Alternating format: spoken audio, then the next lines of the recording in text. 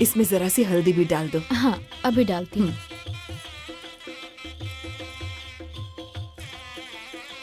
देखो, तुम्हारा जितना भी पैसा तय हुआ वो सब तुम्हें मिलेगा, लेकिन काम में जरा भी कंजूसी मत करना, ठीक है? जनवासा से लेके ये दोनों घर बढ़िया से सजा देना। देखो, जरा भी कमी नहीं होनी चाहिए, बस बेइज्जती ना होने पाए। भैया, आप क्यों घबरा रहे हैं? अपने घर की बात है। आपकी बेइज्जती हुई तो मतलब हमारी बेइज्जती हुई। देखिएगा, कोई कमी नहीं मिलेगी आपको। ठीक है, ठीक है। सुनो, सब काम बढ़िया से होना चाहिए, खाना पीना की व्यवस्था कर देना, और मिठाई बढ़िया तरीका से बनने चाहिए, और बारातियों को खाना पीना सब समय पे होना चाहिए, और विदाई की मिठाई रात में ही तैयार कर देना। ठीक है, आप चिंता मत कीजिए, जाओ सब हो जाओ। जाएगा। अच्छा, हाँ। ए बबीता, देखो वो शादी का कार्ड वहीं पे पड़ा हुआ है, घर में ले जाके अंदर रख दो ना। अच्छा ठीक है। सुनिए जी, हाँ? यहाँ तो सब हो गया, सारा काम हो गया है। हाँ। सब तैयारी हो गई, बस देवी जी का पूजा का सामान रह गया है, वो मंगवा दीजिए। हाँ हाँ, मैं जाके ले आता हूँ। विजय, सब ठीक है? सब ठीक है। अब सुनो, वेदी के पूजा का सामान है, तुम जाके चौक से लेके आ जाओ। ठीक है, ठीक है भैया। अरे बाबूजी यहाँ अचानक से आ गए। जाओ तुम लोग अंदर चली जाओ, जाओ जाओ, और मिठाई भिजवाओ। चलो चलो अंदर चलो। नमस्ते जी, नमस्ते, आइए हाँ, आइए। चलो। चलो। हाँ जी प्रणाम। खुश रहो, खुश रहो। लीजिए लीजिए।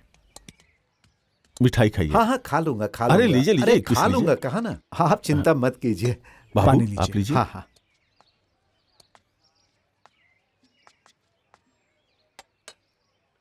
अब आप जी बताइए, कैसे आना हुआ? क्या है कि हम लोग बहुत बड़े संकट में घिर गए हैं। समझ में नहीं आ रहा है कि कैसे बताऊं।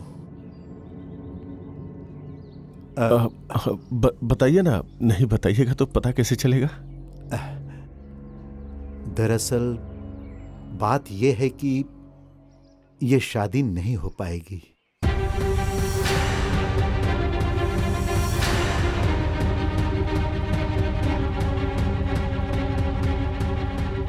ये क्या कह रहे हैं आप? देखिए, आप लोग तो जानते ही हैं कि मेरे दो बेटे हैं। बड़ा बेटा गूंगा है, इसीलिए उसकी कहीं शादी नहीं हो पा रही है।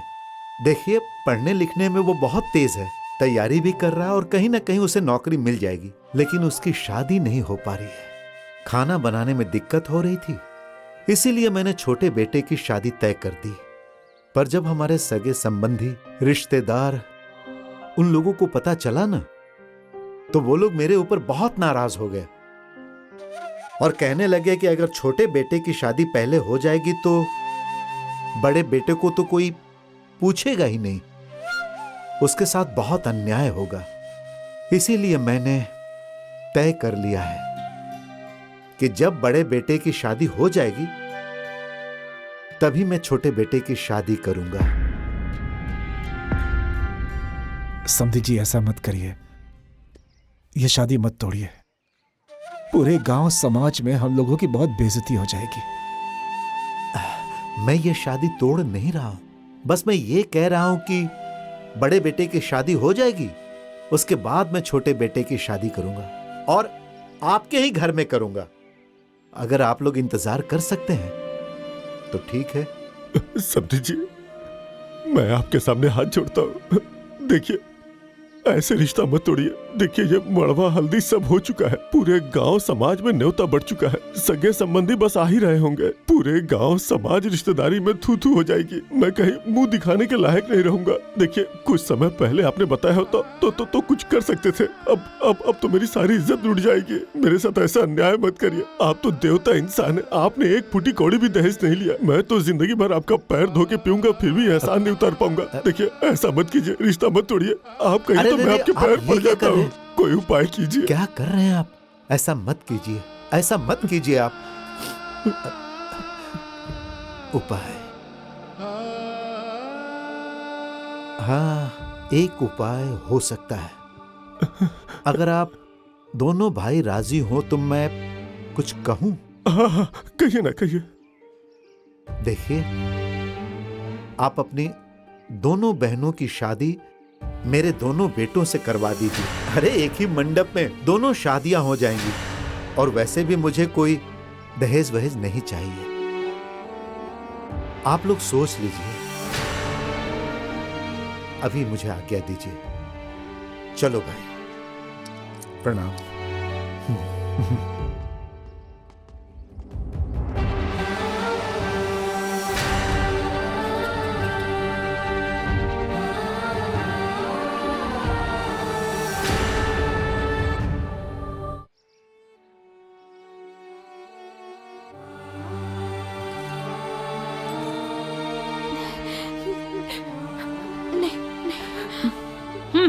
एक साल से इसके लिए रिश्ता ढूंढ रहे थे। ढूंढते ढूंढते आपको यही रिश्ता मिला था।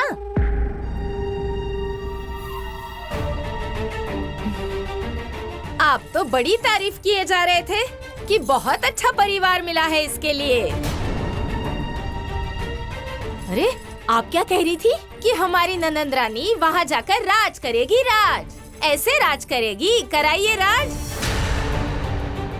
अरे इससे अच्छा तो किसी गरीब दुखिया के यहाँ शादी कर दिए होते। कम से कम ऐन मौके पे धोखा तो नहीं दिया होता। गांव समाज में इतनी बदनामी तो नहीं हुई होती। अरे क्या भाभी, आप चुप हो जाइए। क्यों जले पर नमक छिड़क रही हैं? आप तो अपनी है ना, कम से कम आप तो अपने लोगों को ताने मत मारिए। ओए होए होए होए, ऐसा कौन सा ताना मार रही हूँ मैं? हाँ बताओ। जो सच्चाई है वही बोल रही हूँ मैं। जब हम एक में थे तब आप क्या कह रहे थे कि अरे जो भी हूँ सब मैं ही हूँ, सब मैं ही करूँगा। अरे आप लोग तो ढंग का एक रिश्ता भी नहीं ढूंढ पाए। बड़े आए बोलने वाले। अरे जब पता था कि बड़ा भाई गूंगा है और बड़े भाई की शादी नहीं हो रही है, तो आप क्यों गए थे छोटे भाई से रिश्ता पक्का करने? अब किए हैं तो भोगिए।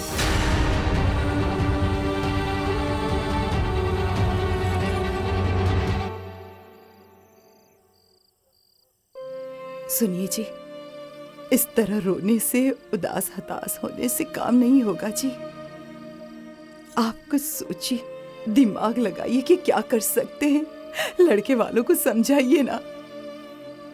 अगर ये शादी नहीं हुई ना तो गांव में सब हमारा बड़ा मजाक उड़ाएंगे। कोई तो उपाय कीजिए। क्या उपाय करूं? तुम ही बताओ क्या उपाय करूं? अगर उन लोगों की बात मानता हूं और उनके गूंगे बेटे से अपने बबीता की शादी करवा देता हूं तो मेरे बबीता की जिंदगी खराब हो जाएगी।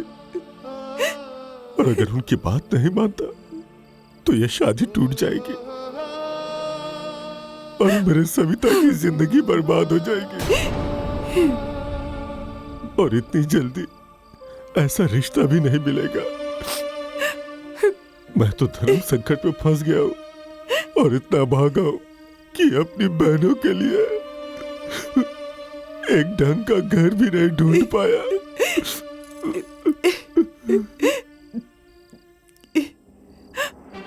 परिवार को संभालने के लिए, दीदी का जीवन बनाने के लिए मुझे अपने सपने का बलिदान करना होगा।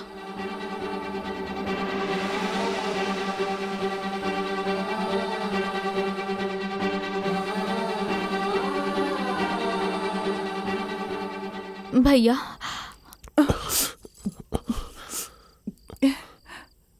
मैं उनके बड़े बेटे से शादी करने के लिए तैयार हूँ।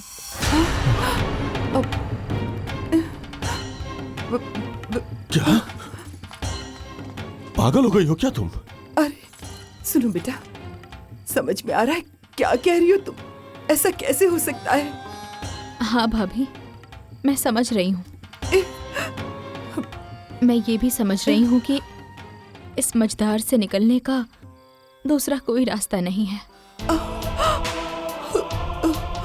अब आप दोनों आपस में बात कर लीजिए। बाकी मैं तैयार हूँ शादी करने के लिए।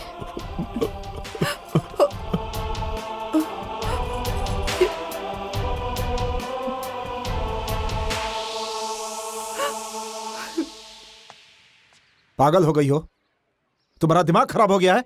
अपने हाथों से अपनी जिंदगी बर्बाद करना चाहती हो? गूंगे से शादी करेंगी? अरे दुनिया में लड़कों की कमी नहीं है, कोई और लड़का ढूंढ लेंगे। हाँ बबीता, ये सही कह रहा है।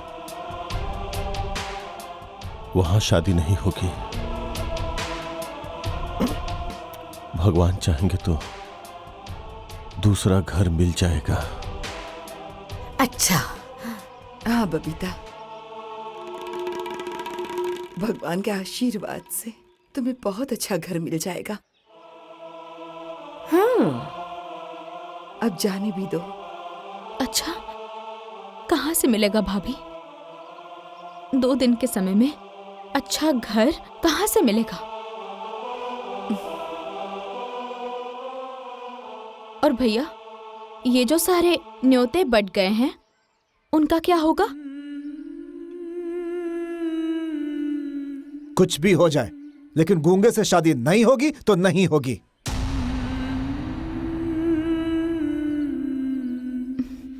भैया,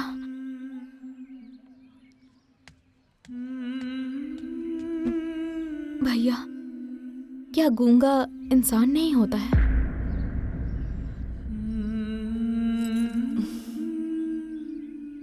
बोलिए भैया। बिल्कुल सही कह रही हूँ। बबीता सही कह रही है, यही सही रहेगा। अरे लेकिन क्या? जब आपको कुछ समझ में नहीं आता तो बीच में बोला मत करिए। ऐसा है, चलिए मैं समझाती हूँ।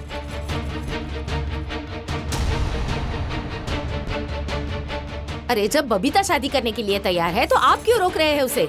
कमाल है, कुछ भी कह रही हो। एक बात बताओ, गूंगे से शादी करने में कौन सी बुद्धिमानी है? अब गांव के लोग क्या कहेंगे? गांव के लोग क्या कहेंगे? अरे जब छोटी की शादी कैंसिल करेंगे तो बड़ी की भी शादी नहीं हो पाएगी। तब गांव के लोग क्या कहेंगे? हाँ?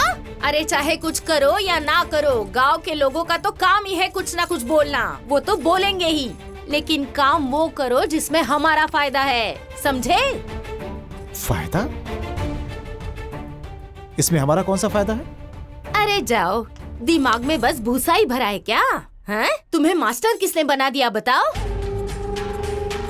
अरे जब दोनों बहनों की शादी एक ही मंडप में हो जाएगी तो हमारा सारा पैसा बच ही जाएगा ना। ये तो मैंने सोचा ही नहीं। तो तो सोचेंगे कहाँ से? जब बुद्धि होगी तब ना सोचेंगे। अरे वो मैं हूँ जो आपके साथ जिंदगी काट रही हूँ, नहीं तो तुम तो भैया भाभी के सामने जिंदगी भर धूम ही हिलाते फिरते। ठीक है ना? अब जैसे तैसे करके मैंने तो खेती बाड़ी संभाल ली है। हाँ, ठीक है। ठीक है ना? जो मैं कह रही हूँ वो सही कह रही हूँ।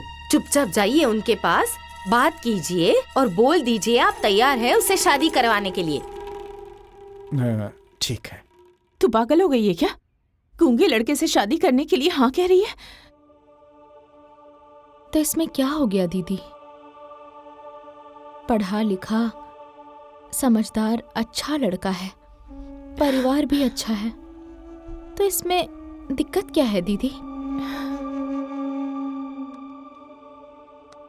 कितनी मुश्किल से बड़े भैया ये रिश्ता ढूंढ कर ले आए हैं, बिना दहेज के। शादी करने के लिए ये लोग तैयार हैं। अगर ये रिश्ता टूट गया तो ठीक नहीं होगा। अच्छा अवसर हर बार नहीं आता है दीदी, इसीलिए जो हो रहा है होने दो। और वैसे भी दीदी, लड़का गूंगा ही है ना, पागल तो नहीं है ना? मुझे कोई दिक्कत नहीं है, जो है अच्छा है बस। ठीक है, अच्छा है ना? तो मैं गूंगे लड़के से शादी कर लूंगी। देखो, तुम छोटे से शादी कर लो, यही ठीक रहेगा। अरे दीदी, ये कैसी बातें कर रही हो? देखो ना, तुम दोनों लोगों का नाम एक दूसरे के नाम से जुड़ गया है। शादी के कार्ड पर तुम दोनों का नाम छप गया है और उनके दिल में आप और आपके दिल में उनकी छवि छप गई है। वो मेरे जीजा हैं। मैं उनसे कैसे शादी कर सकती हूँ? इसलिए मैं उनसे शादी नहीं करूँगी। उनकी शादी सिर्फ और सिर्फ आपसे होगी। लेकिन बस दीदी, कुछ और मत बोलिए, आपको मेरी कसम।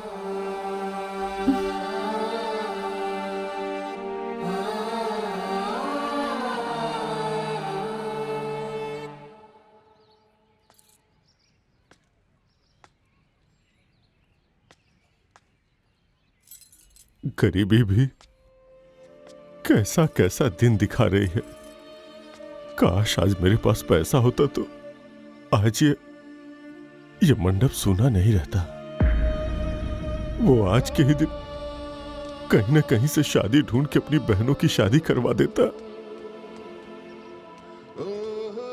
इस गरीबी की मजबूरी मुझे आज किस गर्त में लेके आ गई। सुनिए जी, इसमें गरीबी का दोष नहीं है, ये तो किस्मत का खेल है जी। वरना इतना अच्छा रिश्ता हाथ में आकर ऐसे ही नहीं निकल जाता।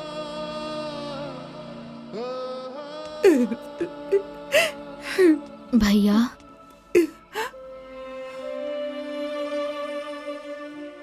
उनसे आप बोल दीजिए कि हम दोनों शादी करने के लिए तैयार हैं। भैया, मैं उनके बड़े बेटे से शादी करने के लिए तैयार हूँ। मुझे सच में कोई दिक्कत नहीं है भैया। अरे तुम पागल हो गई हो क्या? तब से तुमने यही रट लगा रखी है। मैं तुमसे बार बार कह रहा हूँ कि ये नहीं हो सकता। मैं तुझे जीते जी नरक में नहीं डाल सकता।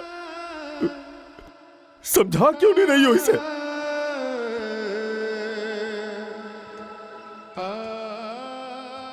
भैया, बबीता बिल्कुल सही कह रही है। हम दोनों ने ये फैसला बहुत सोच समझ के लिया है। भैया बात कीजिए, हम शादी के लिए तैयार हैं। बात कीजिए ना भैया। ए जी, सुनिए ना, मुझे तो सब बहुत गड़बड़ लग रही है, लेकिन ये दोनों अगर कह रही हैं और ये लोग तैयार हैं तो सब ठीक ही होगा। और सुनिए ना, समय की मांग भी तो यही है ना। तो आप भगवान का नाम लेकर एक बार लड़के वालों से बात करके तो देखिए। हाँ, लगाइए ना उन्हें फोन।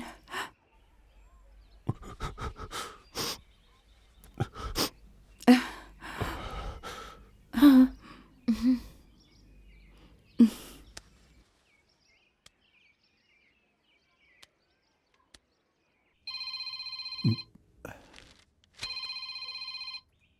अजय बाबू।